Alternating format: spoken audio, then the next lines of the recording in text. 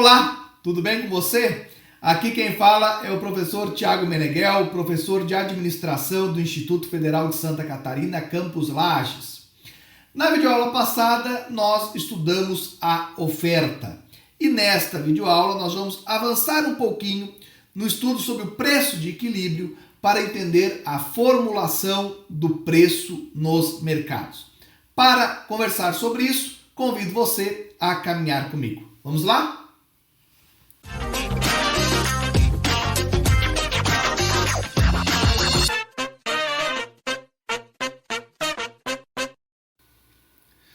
Nós estamos conversando sobre economia e vimos que demanda e oferta são os conceitos centrais para o entendimento da economia, independente aí do mercado ou do nível de complexidade que nós estamos falando.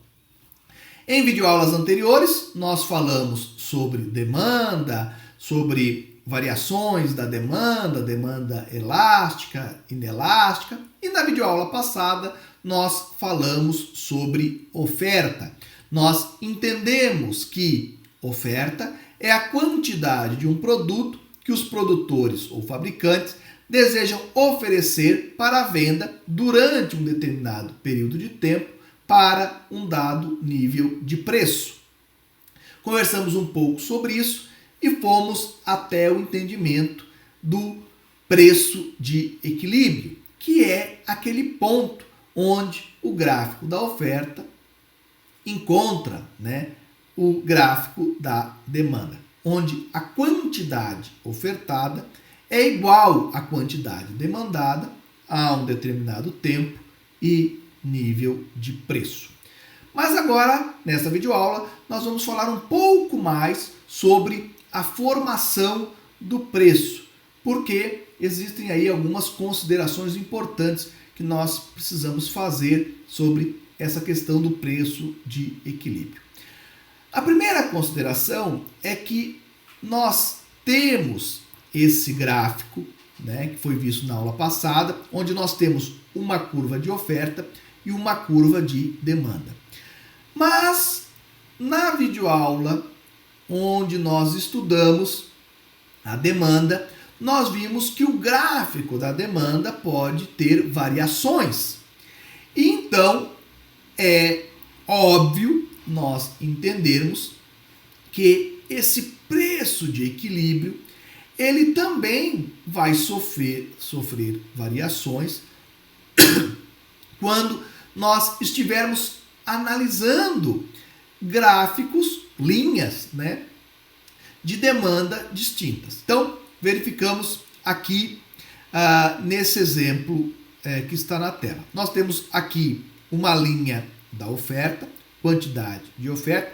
Vamos imaginar aqui que nós estamos falando do mercado de carne vermelha, de picanha. Vamos pegar aqui uma carne específica aqui. Nós estamos falando da picanha. Bom, perceba que quanto maior o preço é pago pelo quilo da picanha, maior é a quantidade, que é ofertada. Bom, e perceba aqui que quando o preço está alto, a quantidade demandada ela é pequena em relação a quando o preço está menor. Mas perceba que nós temos duas linhas. Por que nós temos duas linhas? Porque há aqui alguma variação. Nós podemos imaginar que esta linha aqui era uma linha quando a população de um determinado país tinha um determinado poder de compra. Houve uma crise econômica, houve aí um empobrecimento da população, logo há uma variação da linha para esse outro ponto, onde apesar de o preço se manter num determinado nível, a quantidade demandada cai. Podem ser outros fatores que nós estudamos naquela aula da demanda, questão de produtos substitutos, produtos complementares e tudo mais. Eu não vou voltar aqui a esse estudo, Quem tiver interesse pode ir lá naquela videoaula onde a gente falou da demanda. Mas perceba que o ponto de equilíbrio, a quantidade de consumidores e de ofertantes que se encontram é em pontos distintos do gráfico. Então, em D2 é aqui, a quantidade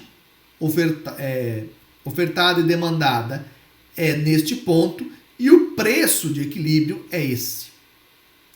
Se há um enriquecimento da população, melhoria da qualidade de vida e por aí vai, a quantidade de picanha demandada e a quantidade de picanha ofertada no ponto de equilíbrio aumenta e o preço também aumenta. Certo? Então, nós entendemos isso claramente, né? Que se nós estamos num país mais rico, com uma população mais rica, a quantidade de carne, de picanha ou de bens de luxo por aí, ela é muito maior, quantidade demandada e ofertada, então o preço de equilíbrio é maior. Se nós estamos num país mais pobre, é menor, né? Mas nós precisamos levar em consideração, porque nós vimos lá no estudo da demanda que isso se dá devido a vários fatores. Bom, mesmo falando sobre essa questão aqui da variação da demanda, falando do gráfico anterior do preço de equilíbrio, onde quanto mais o preço sobe, mais a oferta sobe, quanto mais o preço sobe, mais a demanda retrai. Tudo isso se dá em uma determinada condição. Não é algo que vai acontecer em todos os mercados e sempre. Isso ocorre quando nós estamos falando de um sistema de livre mercado. Aquilo também que nós podemos chamar de competição perfeita. O estudo do sistema de livre mercado, de competição perfeita, ele é muito vasto, né? E os economistas estudam essas questões com muita profundidade, né? Ao longo de uma faculdade de economia e tal. Então, aqui eu vou precisar ser muito sucinto, né? Mas existem aí 4 pressupostos básicos para que exista aquele gráfico da oferta e da demanda que encontra lá um preço de equilíbrio, né? É preciso que se tenha esses 4 pressupostos básicos para que uma bolsa de valores em qualquer país do mundo possa operar. E quais são eles? Primeiro, um elevado número de participantes no mercado e cada um com uma parcela pequena da produção. Então, quando eu tenho um monopólio ou quando eu tenho um oligopólio, eu provavelmente não vou ter exatamente o fluxo da oferta e da demanda de forma livre, como a gente vem falando até aqui.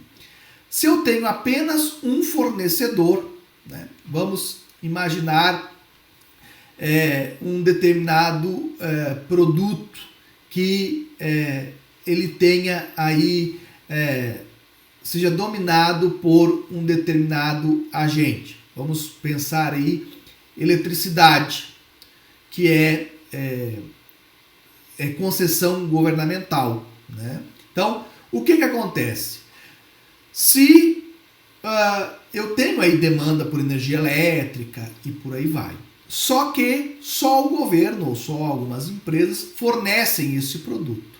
Aí eu não tenho essa questão de uma perfeita variação da oferta e da demanda com relação ao preço. Por quê? Porque se o preço da energia elétrica sobe, eu não posso dizer, não, então não vou mais comprar desse, vou comprar daquele. Não, eu sou obrigado a continuar comprando daquele fornecedor. Então aquele fornecedor ele pode dizer, eu vou subir, porque as pessoas vão continuar comprando, né? A demanda não vai, claro que se o preço da energia sobe, a demanda cai um pouco, as pessoas começam a economizar e tudo mais. Mas não é tão livre essa demanda, né? As pessoas não podem simplesmente dizer, não, então não vou mais comprar desse, vou comprar daquele, né? O próprio petróleo, né? O petróleo, barril de petróleo, o preço da gasolina e por aí vai. Há uma pressão popular no mundo para que exista um livre mercado, que exista aí vários ofertantes e demanda, e isso regule o preço. Mas não é exatamente assim que funciona. Por quê? Porque existem alguns países, né, lá estão na OPEP, enfim, que eles têm a oferta do petróleo nas mãos e eles vão controlando, né, de forma, vamos chamar assim, artificial a oferta desse produto no mercado, e aí então eles vão manipulando, vamos chamar assim, essa variação. Se eles querem que o preço suba, eles vão reduzindo a oferta de forma artificial. Isso nós vimos, né, faz com que o preço acabe subindo. Então, existem aí várias questões que influenciam nesse livre mercado. Quando eu tenho uma quantidade grande, vamos aqui na foto, mercado agrícola, né? Eu tenho vários produtores que começaram a produzir soja nesse ano. E aí esses produtores vão colocar essa soja no mercado. Se tiver muita soja, o preço da soja cai. Se tiver pouca soja, o preço da soja aumenta. Por quê? Porque não há aí alguém que possa, de forma artificial, né, tentar manipular essa operação. Claro que mesmo no mercado agrícola, às vezes existem algumas ações, né? No passado, por exemplo, o Brasil teve uma super safra de café, o preço do café quase foi a zero, vamos chamar assim. O governo acabou comprando uma quantidade de café e jogando fora, queimando lá o café, para poder manter aí o preço do café a um certo nível que pelo menos pagasse os custos aí para os produtores, né? E não houvesse uma quebradeira geral aí dos produtores rurais. Então, às vezes mesmo em livre mercado acontecem aí algumas intervenções, mas para que a gente tenha essa oscilação da oferta e da demanda, é importante que exista um elevado número de participantes no mercado e que todos eles não tenham aí, né, uma grande parcela do mercado. Uma outra questão é que para que isso ocorra é preciso que exista uma farta disponibilidade de informação, ou mesmo que ninguém que compõe o mercado tenha informações privilegiadas frente aos demais, né? Então, se você tem um produtor rural, né, nós estamos dando o exemplo aí do slide anterior, que ele está lá no interior de um município, enfim, então pode ir lá uma pessoa e dizer para ele, não, você está pedindo muito caro por essa sua produção de milho e tal, o preço do milho lá na capital está muito mais baixo. E às vezes ele vai vender por um preço mais baixo e essa pessoa que está passando essa informação para ele está mentindo, não é esse o valor que está lá na capital, né? Então, quando essa pessoa mente para esse produtor, ele está furando aí esse preço de equilíbrio aí que seria dado pelo mercado. Então, da mesma forma que a falta de informação é um problema, o excesso de informação, vamos chamar assim também, né? Então, se eu tenho alguém que trabalha num determinado ministério do governo, né, ou que tem aí tomado uma decisão, né? Então, eu trabalho, vamos supor, preço do dólar. Dólar, mesma coisa. Muita gente quer comprar dólar, o preço do dólar sobe. Muita gente quer vender dólar, o preço do dólar cai. Se eu trabalho no Ministério da Economia, participei de uma reunião, sei que o governo vai tomar uma ação, por exemplo, que ele vai vender dólar amanhã no mercado. Isso faz com que eu tenha a informação de que o preço do dólar vai cair. E aí eu posso então vender o meu dólar antecipadamente, por aí. Isso é crime, isso não pode acontecer, né? Porque eu estou aí de forma artificial atuando no mercado, né? A princípio, para aquele gráfico funcionar de forma perfeita, vamos chamar assim, nós precisamos que a informação esteja disponível para todos. Um outro pressuposto básico é a total liberdade para a entrada e a saída do mercado. Então, se eu tenho aí produtores de milho, de soja, produtores de carro, produtores, enfim, universidades e por aí vai, a universidade ela tem que ser livre para dizer, eu vou colocar cursos no mercado ou não vou ofertar determinados cursos nesse ano. Uma montadora, eu vou produzir carros, não vou produzir carros. Um produtor, eu não vou produzir soja, vou produzir milho, não vou produzir milho, vou produzir feijão e por aí vai, né? Essa foto que eu coloquei aí na tela, eu tentei buscar aí de um produtor de fumo, né? Porque os produtores de fumo, eles não têm muita liberdade para entrar e sair do mercado. Eles às vezes têm contratos já assinados com as empresas, né, que compram aí fumo, porque não é um livre mercado, não é, a quantidade de demandantes, de pessoas que querem comprar fumo é muito restrita, né? Existem 2, 3 empresas no Brasil que compram aí a produção dos produtores de fumo para depois produzirem cigarros e por aí vai. E aí esses produtores, eles ficam, vamos chamar assim, na mão desses demandantes, eles têm que assinar contratos, e às vezes esses contratos, eles têm dívida de um ano que fica para o outro, e por aí vai. Então eles têm dificuldade de entrada e saída desse mercado. Isso, existe também um outro problema, que é um número reduzido de demandantes. Isso faz com que não exista um livre mercado, uma competição perfeita aí no mercado de fumo. E o último pressuposto que eu queria falar com vocês é que para que nós tenhamos aquele gráfico da oferta e da demanda naquelas condições, nós precisamos estar falando de um determinado mercado onde exista uma homogeneidade dos produtos, ou seja, pouca diferenciação do produto. Então, eu estou falando aí, por exemplo, nessa foto, da soja. A soja é um produto, vamos chamar assim, de competição perfeita. Tem muitos produtores em muitos países, eles têm pouca diferença da soja desse lugar para aquele lugar e tal. Então, conforme a oferta aumenta, a demanda diminui, enfim, eu tenho ali o preço de equilíbrio. Se nós formos falar, por exemplo, do mercado imobiliário, isso já é um pouco mais complexo. É verdade que se eu tenho muita oferta de casas, de apartamentos, o preço deve cair. Se eu tenho pouca oferta, o preço deve subir. Mas uma casa não é igual a outra, um apartamento não é igual ao outro, uma determinada localização não é igual a outra. Então, apesar de que na média, os imóveis estejam caindo de preço ou subindo de preço, isso não quer dizer que todo imóvel está caindo de preço ou subindo de preço. O que é diferente da soja.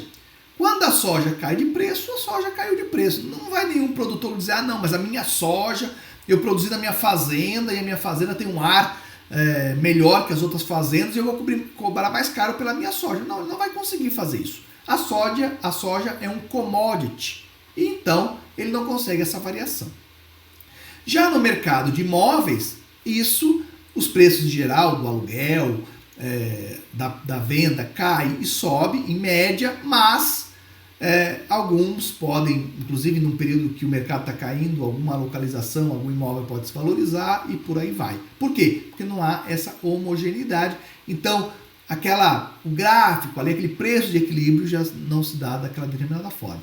E nós temos aqui uma outra foto que é do Afremov, Leonid Afremov, que é um determinado artista que pinta quadros que tem aí uma determinada característica e ele não há na arte, né? Não há nenhuma homogeneidade, né? Cada artista é um artista. Claro que pode haver um período de valorização de um determinado tipo de pintura, determinado show, de um determinado artista e por aí vai, mas não há esse, quanto mais cantores colocam no mercado, mais o preço cai. Não há muito essa relação da mesma forma que os artistas. Por quê? Porque cada produto é único. Então, e a demanda por esse produto único também se dá de forma muito diferenciada da soja, do milho e por aí vai. Então, esse conceito do preço de equilíbrio, dos gráficos da oferta e da demanda ocorre quando eu tenho um livre mercado e uma competição perfeita. Quando eu não tenho esse livre mercado, que tem esses 4 pressupostos que nós falamos, aí a regra geral, né, a regra geral de que a demanda oscila conforme a renda da população, que quanto mais oferta, o preço cai, tudo isso influencia nos preços, mas não é exatamente conforme a gente apresenta naqueles gráficos, ok? Claro que a gente falou de forma superficial, né? Isso, existem muitos contextos, mas eu acho que para vocês terem uma visão geral de como funcionam os mercados, como funcionam as bolsas de valores, como que funciona e por que os preços sobem e caem ao longo aí de um determinado período, vocês já podem agora compreender isso de uma forma melhor. Espero que vocês tenham captado essas mensagens, porque elas vão ajudar aí na continuidade da nossa disciplina, e já estou aguardando vocês nas nossas próximas videoaulas. Até lá, um grande abraço e tchau, tchau.